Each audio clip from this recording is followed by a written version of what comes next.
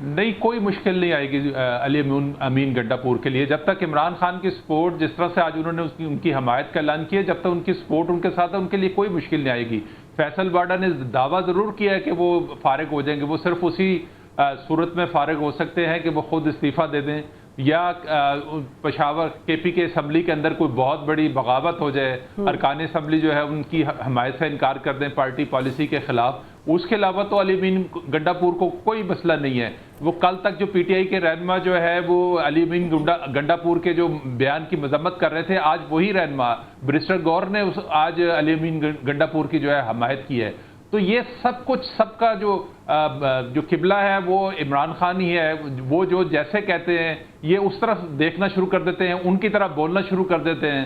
तो अब पीटीआई जो अली अमीन गंडापुर से डिस्टेंस कर रही थी, वो अब आज उनकी सारी हमायत करती हुई नजर आई। तो मुझे नहीं बज़ाहिर ऐसी सूरत हाल लगती कि इस्टेब्लिशमेंट हो सकता है कि कोई ऐसी कल को कोई ऐसी सूरत हाल बन जाए, या अली अमीन गंडापुर जैसे कल रात अचानक लापता हुए कुछ टाइम के लिए और फिर खामोशी से वो केपी के चले गए।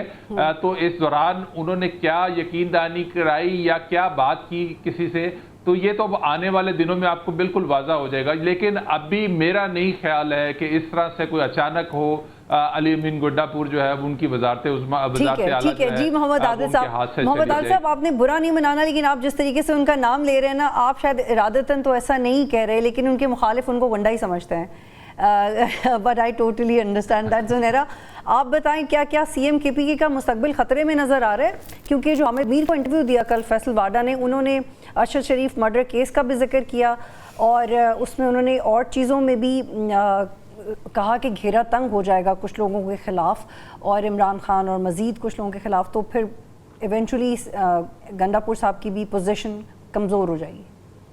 देखिए, बाकी तो वाडा साहब आजकल सबसे बड़े एनालिस्ट हैं, तो उनकी बात को सेनेटर भी हैं, सेनेटर भी हैं। हाँ। तो हमारी जॉब्स खतरे में असल में, तो जब से उन्होंने तज्जिया करना शुरू किया है इंफॉर्मेशन। एग्जैक्टली।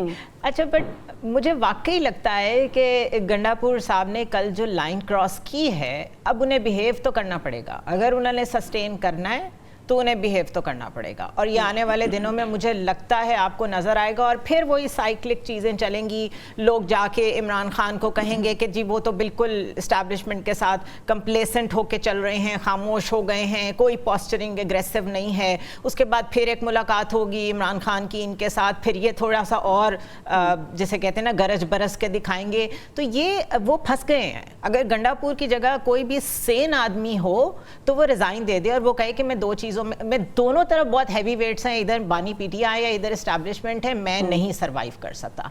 बट पता नहीं ये पावर कैसी चीज़ है कि लोग तैयार हो जाते हैं हर चीज़ दाव पे लगाने के लिए, जहनी सुकून भी, फैमिलीज भी, सब कुछ। तो गंडापुर साहब अगर चाहते हैं कि सीएमशिप रहे तो उन्हें बिहेव करना पड़ेगा। ये जो कुछ पिछले जलसे में हुआ है ये तो कंटिन्यू नहीं कर सकता एट नो कॉस्ट। और ये लड़ाई बहुत शिद्दत इख्तियार कर गई है पार्लियामेंट के फ्लोर के ऊपर। महमूद अचकज़ई साहब जो कि उस अलायंस की सरबराही भी करते रहे हैं, जो कोशिश करती है पीटीआई और इस्टेब्लिशमेंट के ताल्लुकात को बेहतर बनाने के लिए, उन्होंने क्या तशवीश का इजहार किया वो आपको सुनवाते हैं।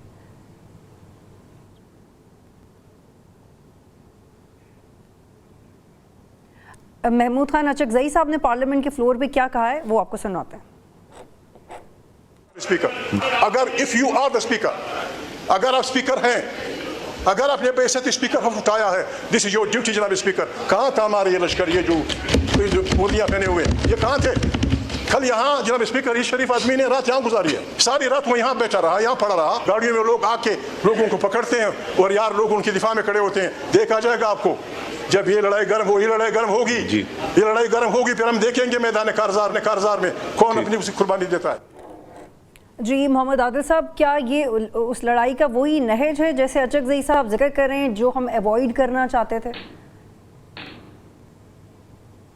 बिल्कुल उस लड़ाई का नहज है, और दोनों तरफ से जो है वो उसके ऊपर जो है वो तेल छिड़का जा रहा है। दोनों तरफ से जो है वो एक दूसरे का रिएक्शन जो है वो शदीद से शदीद होता जा रहा है। तो ये मामला थमने वाला तो नहीं नज़र आता।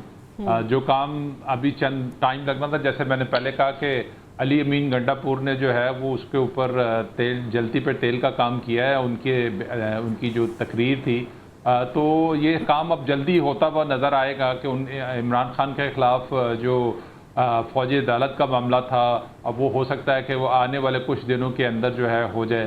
तो आप तो ये कहना ही बहुत मुश्किल है। जैसे आज इमरान खान ने कहा कि वो इस्टेब्लिशमेंट से मुज़ाकरत नहीं करना चाहते। इस्टेब्लिशमेंट तो ख़ुद उनसे बातचीत करने की ख्वाहिशमंद नहीं थी। वो जो एक राब्ता हुआ था वो सिर्फ एक जलसे को रुकवाने के हवाले से था। वो अगर इमरान खान उसको बातचीत समझते हैं तो मेरा नहीं ख्याल है कि वो इससे बड़ी बेवकूफ़ी कोई हो सकती है। इस्टेब्लिशमेंट जो है वो उनसे कतई तौर पर आने वाले दिनों में किसी भी मसले पे बातचीत करने को तैयार नहीं है, और ना उनको कोई स्पेस देने को तैयार है, ना कोई चीज़ उनकी बर्दाश्त करने को तैयार है। लेकिन मोहम्मद तो आदिल साहब, आपको लगता है कि गंडापुर साहब ने ये अपॉर्चुनिटी ज़ाया तो की है, ये हम कल भी इस पर बात कर रहे थे, लेकिन जो उनके कॉलीग्स उनको डिफेंड भी नहीं कर पा रहे, ये इससे भी बड़ी लूज बॉल है। जब इमरान खान ने कहा है कि आपने अगर माफ़ी मांगनी है तो फिर आप पार्टी में ना रहें, ये उनका मतलब था। तो इसका मतलब है कि गंडापुर साहब जो कर रहे हैं, he stands by it and he is literally playing on both sides, क्योंकि हम जानते हैं कि उनकी मुलाकातें होती हैं और वो लोग जो उनके करीब रहते हैं उन्होंने ये भी कहा कि may be he was not in his senses when he was making up the speech.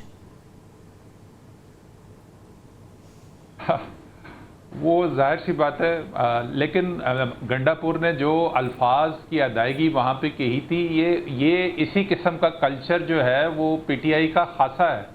वो खान साहब ने जो एक चीज़ कल्चर अपनी पार्टी में मुतारफ़ करवाया, जिस किस्म की लैंग्वेज या जिस किस्म के अल्फाजात जो है वो दूसरे रहनुमाओं के ख़िलाफ़ इस्तेमाल करते थे, पार्टी रहनुमा भी जो है अपने आप को इन रखने के लिए, इमरान खान के करीब रहने के लिए इसी तरह का रवैया इख्तियार किए हुए हैं। और अब आप देखें ना, मैं जैसे पहले कह रहा था कि वो अली बिन गंडापुर के जो ये स्टेटमेंट थी, पहले यही सारे पॉलिटिकल रहनुमा उसकी मजम्मत कर रहे थे और उनका ख्याल था कि ये सब कुछ गलत हुआ है। आज इमरान खान की स्टेटमेंट आने के बाद वही तमाम रहनुमाओं की जो है स्टेटमेंट भी बदल गई है। ये सिर्फ इमरान खान को देखते हैं कि इमरान खान किस चीज़ को पसंद करते हैं। जी बिल्कुल मोहम्मद आदिल साहब और ज़ुनैरा, हम ये देख रहे हैं कि पहले तो जी लीडरशिप का फुकदान था पीटीआई में, लेकिन अब ये हो रहा है कि लगता है ऐसे है कि पीटीआई के वो लोग जिनको जलसा करने का मौका मिलता है या इंटरव्यूज़ देने का मौका मिलता है, वो सिर्फ इमरान खान को खुश करने की कोशिश करते हैं और लॉयलिस्ट बनने की कोशिश करते हैं। वो ये नहीं देखते कि वो जो सियासत कर रहे हैं उसका दीगर सियासी जमातों के साथ उनके ताल्लुकात, इस्टेब्लिशमेंट और अवाम के सामने उनका इंप्रेशन क्या पड़ेगा। ये एक बहुत कमज़ोर नुक्ता है जिसको पीटीआई को एड्रेस करने की ज़रूरत है। ज़ुनैरा, थोड़ा सा और आगे बढ़ते हैं, but shortly what do you think कि जो गंडापुर साहब हैं वो एक ऐसा कार्ड प्ले कर रहे हैं जो किसी को समझ में नहीं आ रहा है? नहीं, सबको समझ में आ रहा है। It is out in the open. देखें, इमरान खान की एब्सेंस में बहुत से लोगों को मौका मिला है खुल के खेलने का।